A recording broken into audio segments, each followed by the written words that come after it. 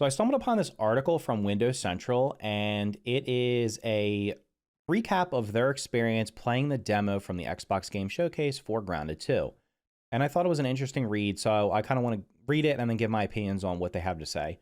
So the title is Grounded 2's best feature is happening because Obsidian left the Xbox One behind. Interesting title there. When I was in LA for Summer Games Fest 2025, multiple people at Xbox told me that 2025 is the year of Obsidian, as the studio is launching 3 distinct games this year. Of course, Avowed already released, Grounded 2 is coming in July, and The Outer Worlds 2 is coming in, I believe, October. Perhaps nothing exemplifies that as well as the announcement and imminent arrival of Grounded 2, a sequel to Obsidian Entertainment's popular co-op survival game. After watching the game's reveal and direct presentation during the Xbox Game Showcase, I had the chance to play about 30 minutes while speaking to Chris Parker, one of the founders of Obsidian Entertainment and the game director on Grounded 2. He was, of course, in a couple of the videos. He was in the Developer Direct and as well as in the podcast that I talked about the other day. My demo opened at the beginning of the game with some story setup as the kids realized they had been shrunk once again. It's 2 years after the events of the first Grounded, so it's 1992, and moving the story forward this far was a careful, conscious choice as the team wanted the kids to age up a bit because so many younger players had a formative experience playing Grounded through the pandemic. Moving on to the new Xbox hardware helped the team realize their vision. After casting some spears and completing the early tutorial, I moved ahead to save a file several hours later, where I had a full base, good weapons, and most important of all, a buggy. Buggies are new to Grounded 2, letting players hop on the back of various tame bugs and ride them around, making exploration far faster and making combat against larger creatures a bit easier. While Obsidian supported the original Grounded past its 1.0 launch with a number of updates, the team eventually made the choice to work on a new game, the main reason, platforms. Because Grounded had to run on the Xbox One, the team found itself faced with technical problems that were easier to solve with a higher baseline, which would necessitate a sequel. To quote Parker, our ability to sort of grow on that platform was really restricted, Parker explains, adding that while they probably could have eventually figured some things out, moving on to a new game made it far easier, especially for designing buggies. This was extra important as buggies were by far the most requested feature from fans and the team wanted to deliver. So buggies add another level of strategy if you can get one. The ability to ride fire ants and Orb-Weaver buggies is the biggest addition to Grounded so far. So he's saying fire ants. I don't know if they've ever, maybe I missed it. I thought they were actually red ants, because especially because they're carrying planks or grass planks later on in some of the videos, but that's neither here nor there. While I was given a buggy to enjoy riding around in my demo, it'll be a bit of a challenge for players at launch. To get a buggy, you have to find an egg, which means sneaking into a fire ant or Orb-Weaver nest and stealing the eggs back to your base, something far easier said than done, as the creatures won't be too happy to see you. Now, I will say, if it is actually fire ants, it will probably be much harder to get the eggs, because fire ants are, unless they've toned them down, were way, way, way harder than the red ants. Parker explains that the different buggies are meant to have very distinct roles. While the fire ant soldier can recruit workers to aid it, meanwhile the Orb-Weaver has a roar attack that can stun enemy bugs, making it more specialized for combat. Riding around on the fire ant is a blast, making it easier to cut through the grass quickly and gallop across the map. At launch, Grounded 2's map is set to be the size of the Grounded 1.0, and as the game continues evolving through the updates, while it is in game preview, Parker eventually expects Grounded 2 to be 3 times the size of the first game. A major reason that's possible is because the team of Obsidian partnered with Eidos Montreal for support. With Eidos Montreal providing external development support, it's easier for Obsidian to add new creatures, buggies, and areas over time. Obsidian is looking forward to player feedback. To close out my session, I asked Parker what kind of feedback, good or bad, he's hoping to hear from players. Obviously, I hope they're having fun with it, right? He says, adding that he really hopes that players appreciate the method and process of getting and maintaining and interacting with the buggies. Parker also notes that the entire team is looking forward to player feedback on what isn't working, and that the dialogue between players and developers is a key part of why the team is once again choosing to launch in-game preview. I'm not the biggest fan of survival games, but I had fun playing the original Grounded. I'm expecting that to continue now with Grounded 2.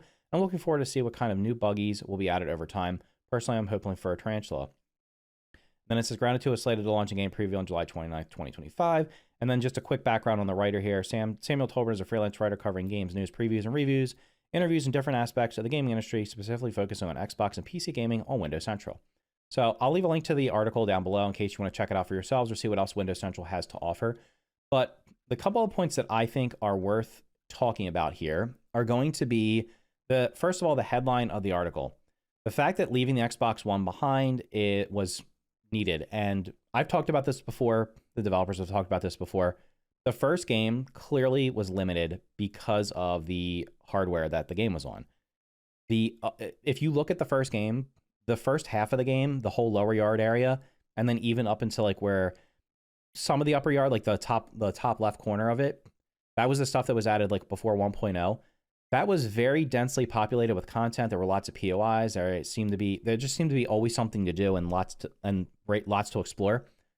The rest, everything that came after that, felt like it was really limited, and I think it was because of the hardware of the Xbox One, and then later on, of course, the PlayStation 4 and the Nintendo Switch, but that wasn't a factor when the game launched. But the Xbox One being however many years old it is at this point, probably like 8 or 10 years old or something like that, really held back what they wanted to do. I believe the upper yard was supposed to have far more. We know that the shed was supposed to be populated with stuff because they talked about cut content. There's all kinds of cut content that's on the Grounded Wiki that was supposed to be inside of the shed.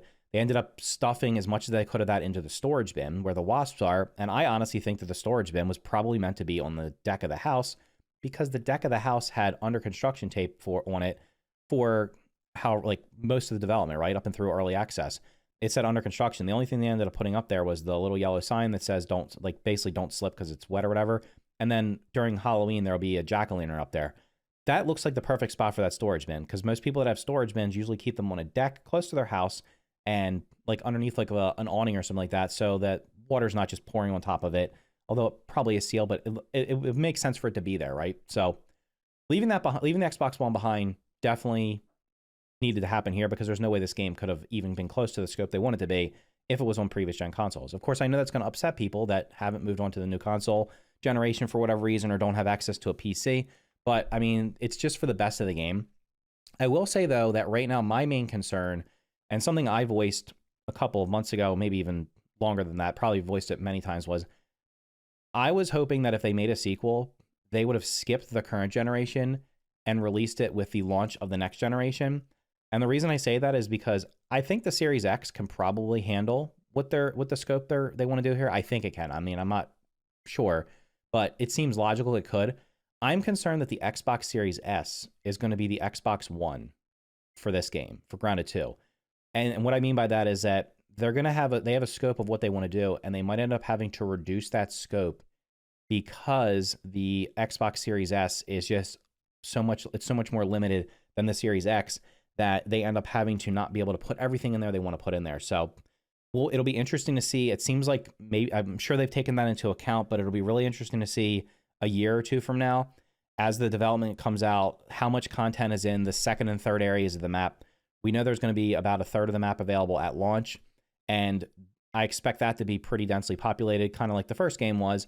And then it'll be interesting to see what happens with the second and third parts of the map, whether or not they're going to have as much content in them or if they're going to be more sparsely populated, or if the game kind of feels like, man, it's really front loaded. And then towards the back, it kind of just, like, to me, the first game felt like it just kind of came to an end a little more abruptly than I was expecting. So I think that's something that we definitely need to look forward to in terms of the future of the game. But I'm fully confident that they know what they're doing, right? I mean, I'm fully confident that they'll deliver a great game no matter what the case is. The other interesting thing was going to be that the writer of this article kept saying fire ants. Now, I don't remember hearing the word fire in front of the ant at any point during any of the other videos I've watched. To me, it looked like I thought they were just red soldier ants, but maybe they were fire ants. If they're fire ants, that's going to be a totally different dynamic here, because me thinking if it's a red ant, in the first game, you could get red ant armor pretty easily, go into the red ant hill, steal an egg without being detected, and then get out. If it's fire ants and they're of equal difficulty in terms of, like, if they're like a tier 3 enemy, or maybe in this game, maybe they're a tier 2 instead of a tier 3, but if they're just not like a basic enemy and you have to go into their hill, if you imagine going into the fire ant hill early in the game in Grounded, the first game, without having like tier 2, tier 3 armor and good weapons, that is a very challenging place to go into. It's actually challenging to go into it with good armor and stuff because there's so many ants inside of there, and they do acid damage and all that stuff, and they hit pretty hard. So I'm curious to see if he misspoke and it's not actually fire ants, or if it is actually fire ants. And maybe it sounds like you won't be getting a buggy or a mount right at the beginning. It might take a little bit of time. They did say the orb weavers were going to be the orb weaver buggies were going to be getting those was going to be towards the end of the current content. So I wasn't expecting to get them right away, but I was expecting to be able to get the ant buggy pretty quickly. So it'll be interesting to see what happens with that. But overall, like I said, I'm optimistic on that they're going to deliver a good game. And I think it's going to have way more, it's obviously going to have way more content than the first one did at launch. They've already said that. So I'm looking forward to seeing what happens with Grounded 2 in about a month and a half from here, and we'll see what happens with it. Hopefully, long term, it ends up being able end up being able to deliver the game that they envision right now. And sounds like they're looking for feedback, so make sure you give that feedback when the game comes out. Don't hesitate to give feedback, positive or negative, because both types of feedback are valuable. Telling somebody to do something well is valuable, but also telling them where there's room for improvement, it's also valuable. And I've learned from, I will say, like right now, I've learned from my past mistakes that the way you vocalize your criticism or your feedback definitely has a big impact on how it's taken. So be mindful of how you give the feedback. Don't just say something sucks or I hate this. Just say this is how I feel about this and here's why. Whatever the reason may be, just kind of like lay it out like that instead of just being blunt about it, which I ended up being in the past. So I definitely will be giving my feedback when I try the game out, positive and negative, the positive stuff and also the criticisms.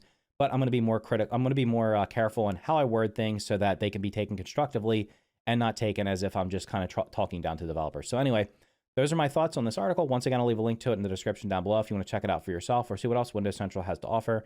If you found the video interesting, make sure to hit the like button. Consider subscribing for more content just like this. Thank you for watching, and I'll see you in the next video.